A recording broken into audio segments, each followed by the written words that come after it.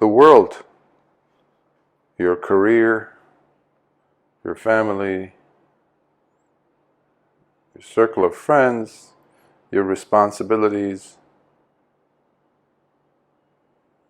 the world situation, geopolitics, all these things, and a whole bunch of other reasons that go on ricocheting in your mind as the very cause or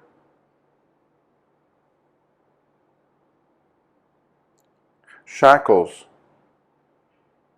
that keep binding you to a certain lifestyle that is not what you want to be doing, is just a sham.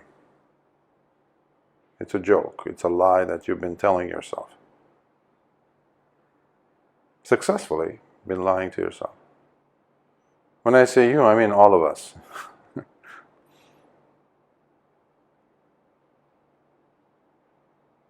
It's so easy to put that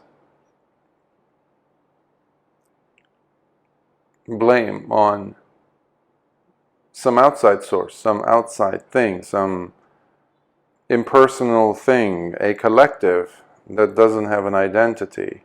It's just a set of conditions out there, such as, well, my career doesn't allow me to do this.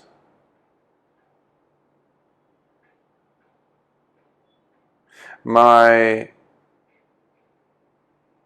current status in life does not allow me to do this. Or it could be people, a group of people, such as, my family doesn't allow me to do this, or I would be completely disrupting the path, or the pattern, or the equilibrium. In biology, there's this term, not just in biology, of course, but biology uses it a lot. It's called homeostasis. It's also used in psychotherapy.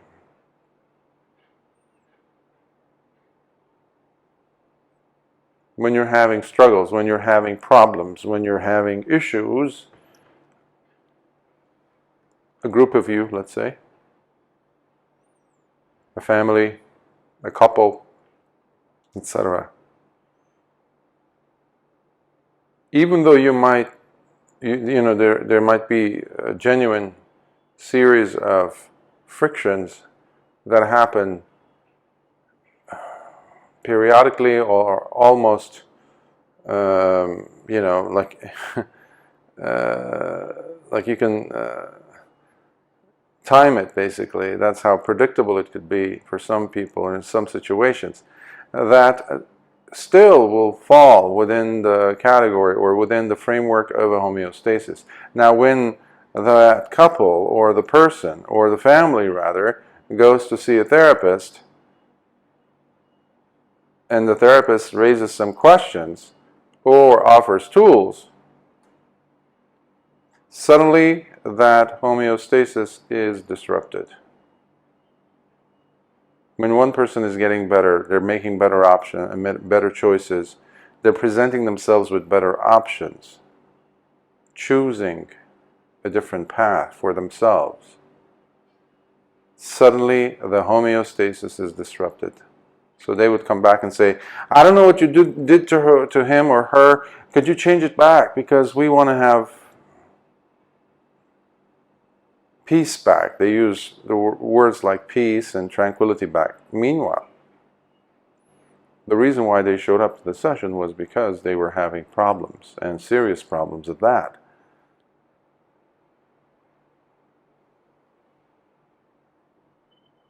That sense of equilibrium, oftentimes we mistake for something other. And we are notorious in misreading or wanting to interpret things, to make sense of the emotional roller coaster ride that we're on.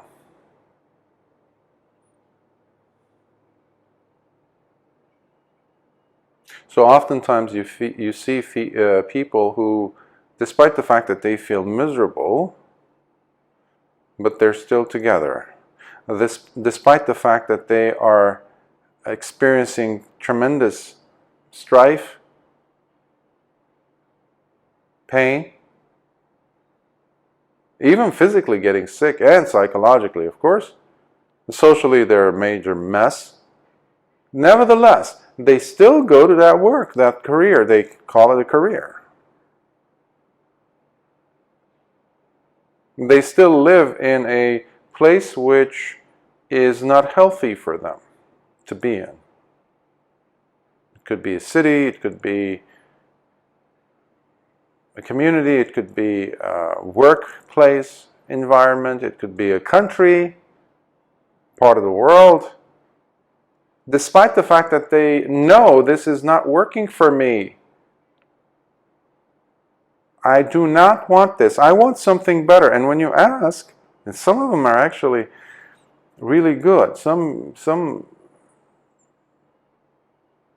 have very good, clear of an outline as to where they see themselves instead of where they are currently. That could be a place in their life.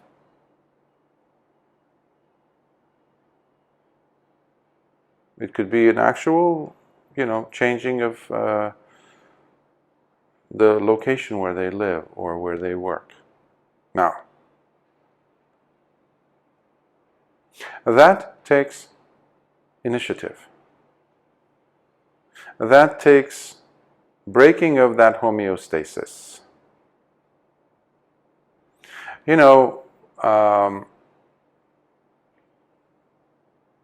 Doctors who work with, osteo doctors, basically, those who work with bones, that's their specialty. Bones, ligaments, and things. Usually, working with fixing fractures and things like that happen to the body.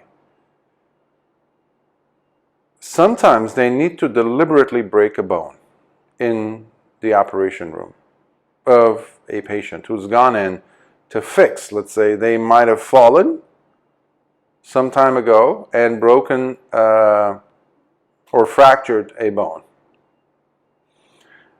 And because of a bad medical attention or no medical attention at all,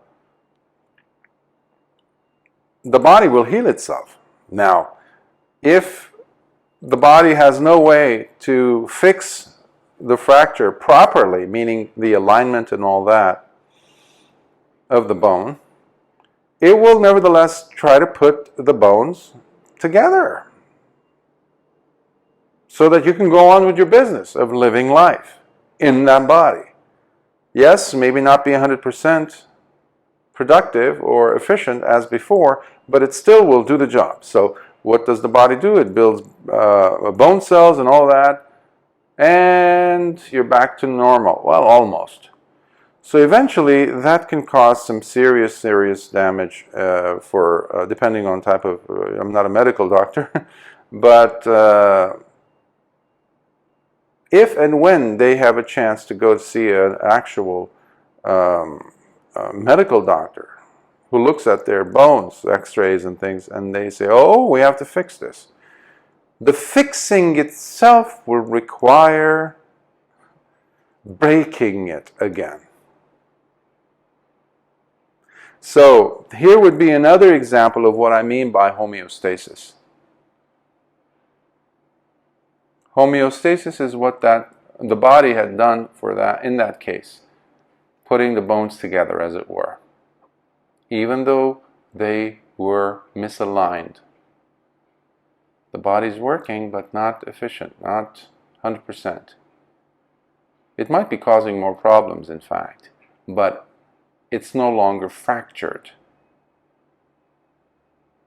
So it's in a homeostatic state.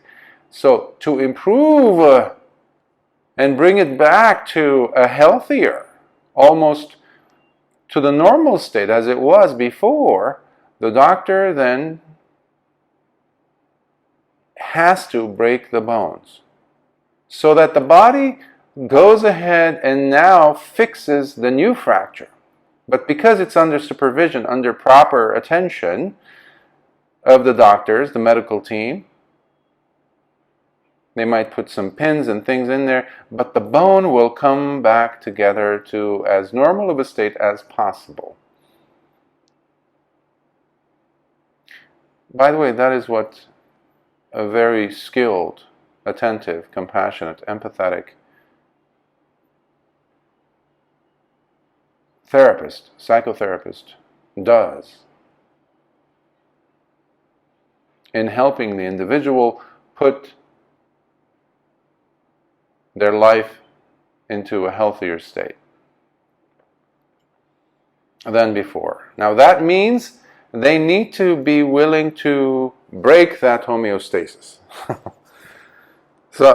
And sometimes some students or people, patients had been shocked when I would tell them, what you know to be normal in your family has to be shattered. Your ideas, your image, your conception, your understanding has to first be shattered in order for you to get to this truly ideal state, which is not so much of an out there ideal, somewhere in the, foggy, somewhere in the clouds, impossibility type of an ideal. No, happiness is the quotient we're talking about. That needs to be brought into your life. But it will not happen so long as you're holding on to the old ways, meaning the old homeostatic, or whatever comes normal to you, your narratives, meaning the world that you were blaming for your, being stuckness. Now feeling like your hands are free to do whatever it is that you want. Your career doesn't allow you. The money you have to make doesn't allow you. Because if you go ahead and do the other thing that you always wanted to do, seemingly, all hell's going to break loose. You won't be able to. Well, why is that? You mean to say there are no other human beings on the face of this earth that are able to do that? That are able to live what it is that you're also eager to do? Yeah, but they don't have my kind of responsibilities. Well, what kind of responsibilities do you have? Do you have to go outside and feed the homeless every night? How about the dogs and the cats? How about going around and watering every single tree in the city, in the town you live, or the country, or the forest? The things we tell ourselves are far more grotesque than the images I just drew for you. They're pathetic, the excuses we give ourselves. Well, it's my career that doesn't allow me. Or my parents, my family. One question you must ask yourself: whose life is it that I'm living? Very simple question. Well, I can't be careless about this. Again, all excuses, by the way. Because there's this thing called death. When you're leaving the house, when you're going somewhere, when you're, something might fall from the skies and kill you. When in crossing the street, a car might come and hit you. Or you might just have a stroke or heart attack and you drop dead. Or you're taken to the hospital, not dead yet. Or you fall and you break a limb, or you need medical attention fast. What's the first thing that would go through your mind, you think? Oh, I'm so glad I didn't do this because my neighbors would have not liked it. The world would not have allowed it. Again, that image, that foggy image, that irresponsible, that selfless, that impersonal thing called the world, a career. Sometimes I would ask individuals, especially if they ask or inquire about why is it that they can't leave their job, where they are miserable, by the way. And they've been doing it for a few decades and they keep complaining. And when I ask them, well, is this job allowing you to pay your bills, to put food on the table, to have a roof over your head, and do this? They even allowing them to travel and go to places that they always want. Yes, yes, yes, and yes. But there's that but. I think I have a better calling. I wanted to go out and take care of the animals. I want to go and get into forestry, become a forest ranger, or take care of, the oceans. I want to go and learn about this. Do you remember what I said about paying the bills and all that? So it's a very utilitarian approach. You want something from something, but you keep complaining about it day and night while you're creating a schism within your mind, in your heart. So it's a very bad relationship if your career was a partner, a mate, physical mate. You don't need to go through all of that. So what am I saying? What does it come down to? It comes down to greed. Plain and simple. Now, of course, we rarely come out and say it like it is. For that, we present it in, rosy colors, with lofty images. Well, I need to do this, I need to take care of these people. Well, if I don't go and support this temple, because if I don't work, how can I support this? Or if I don't go and do what I'm doing, if I'm not, this is a classic case where couples that would not get along at all, they behave like violent cats and dogs with each other. They would turn and say, well, the only reason why I'm there is because of the kids. Meanwhile, as if the kids are just like pictures in a frame hanging on the walls that don't have any feelings or perceptions to see what's going on for those, during those decades. So you're pushing your agendas, your attitudes, your toxic ways of behavior and relating with one another to the children who are now adults. And guess what they are going to go through, or are already going through? Copycat scenarios, copycat relationships of their own, which they mimic, which they have learned as, well, this is how it is, this is how couples behave. So your own homeostasis becomes part of your child's homeostasis. Why? Because you chose to stay in an abusive relationship. a relationship that lacks love,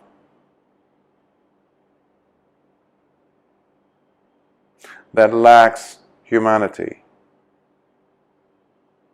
that doesn't give you the wings that you always longed for, dreamed about.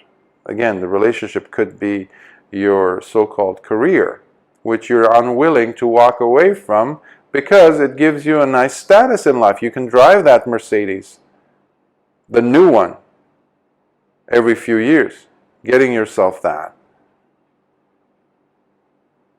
People talk about how much you make. You make them, you let them know how much you make. Dropping hints, the outfits you wear, the different styles of, I guess, what do you call them? Hair, hair designs,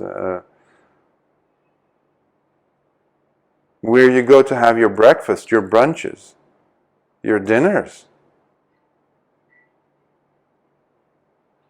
All these come from your own unwillingness to let go of that very sticky drive, which is the greed or lust after this experience, that experience.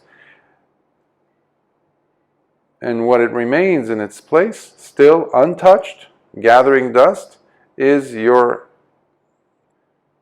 increasingly silent, growing silent, increasingly every day, that drive of wanting that beautiful thing to be experienced by you. It could be freedom, the wings I mentioned.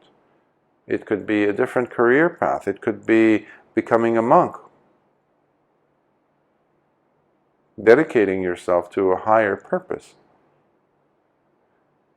But you must let go of one rope to jump to the other one. If it's, what I see is people, imagine a person hanging from a cliff, the edge of a cliff, and they see a rope hanging to the left. But it's kind of, but both their hands are not free.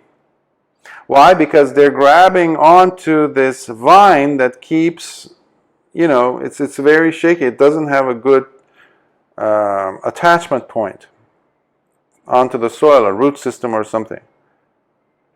And in some cases, in some people's cases, it's actually a snake they're holding on to. A venomous snake. So they grab onto the snake, the body of the snake, and it's a snake. And the snake from the other end is tied its head to the trunk of a tree or a branch, so it's holding on for dear life. But it is a snake. Every once in a while it can turn its head and bite you. But people are okay with that. Meanwhile, to the left, not far from them, is a rope. And they keep romanticizing about that rope. It's there, it's hanging, and it is nicely attached, firmly attached to a big cedar tree, anchored strongly. It's a rope. But I'm feeling comfortable with this thing that I'm holding already. What if during the time that I let go and jump to the other, because you can't keep holding on to both. One has to go. Because you need both hands to pull yourself up. It's that greed, it's that lust with which one is holding to their current status quo. That could be your career, that could be your income, that could be, let's call it like it is, as they say.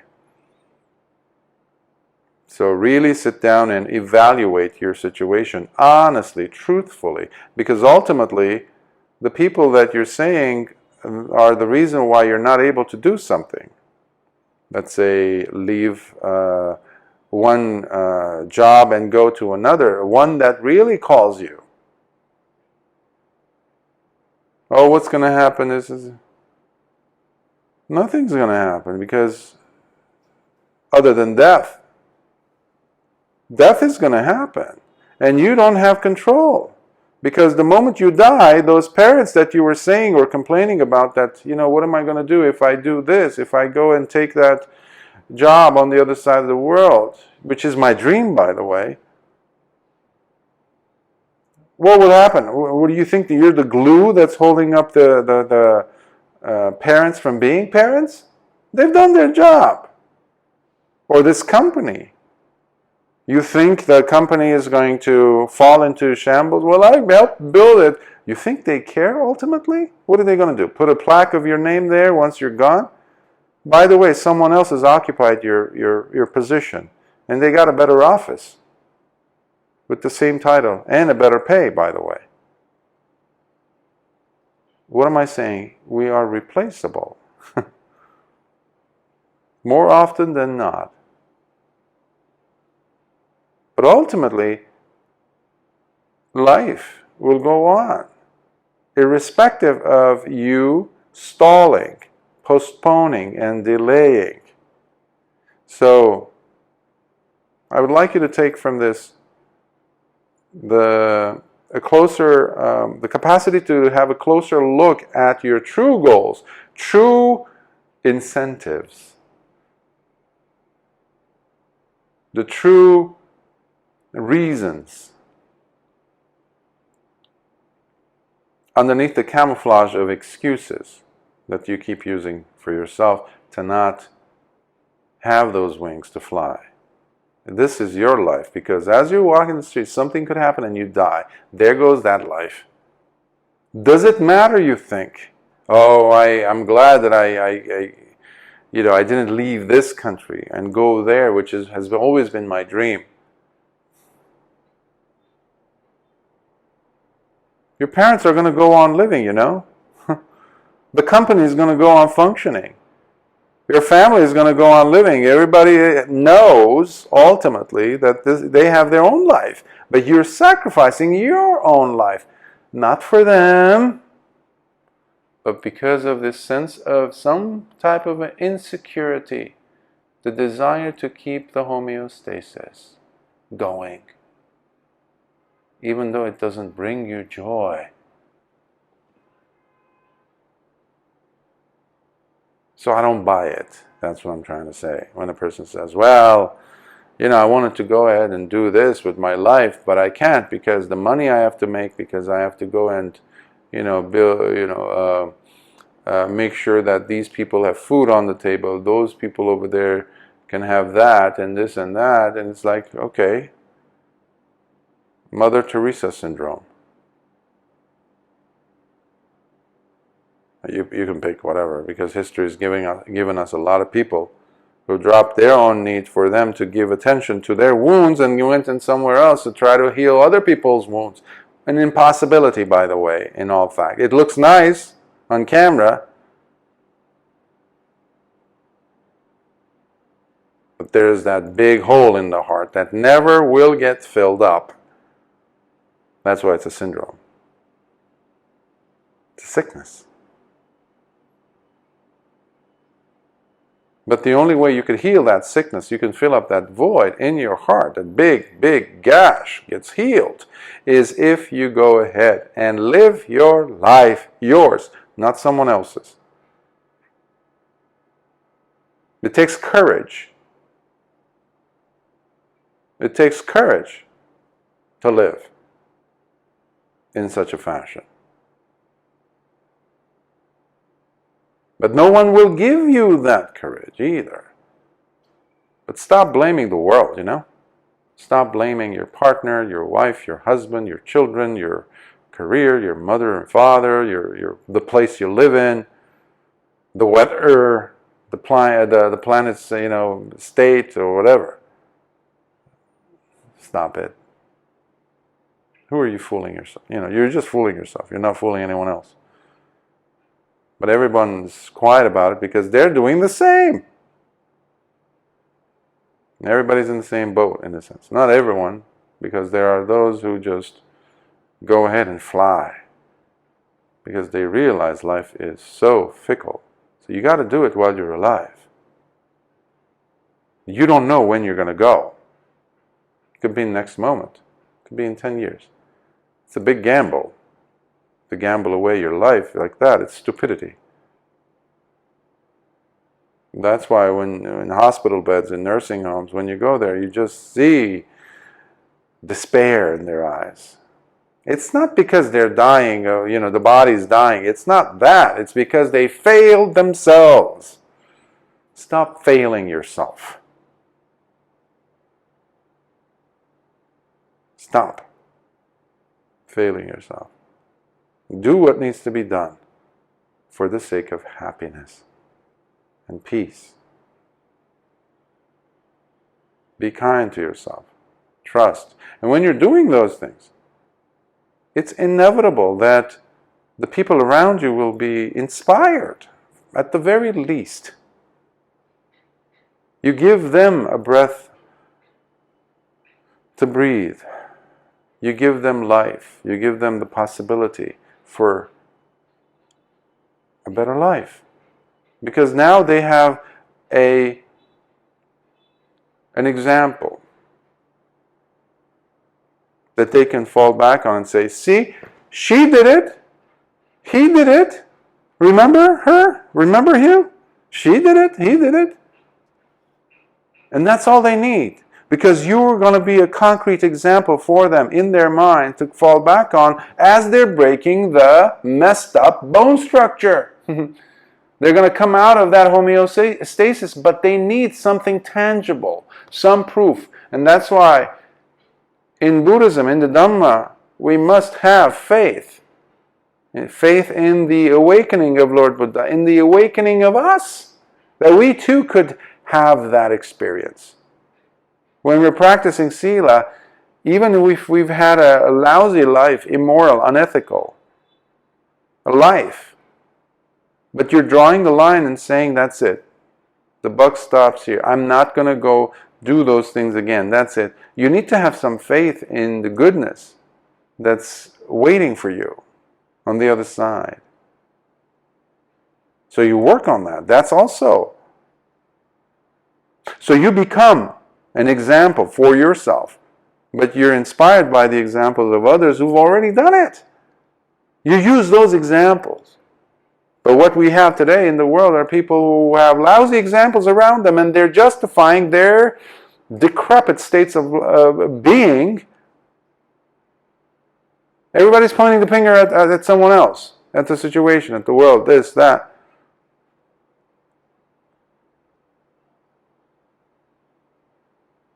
There's a freedom. That's where you're going to find a true role model who's truly free to be kind to themselves, to the world, by following, like Joseph Campbell used to say, their bliss.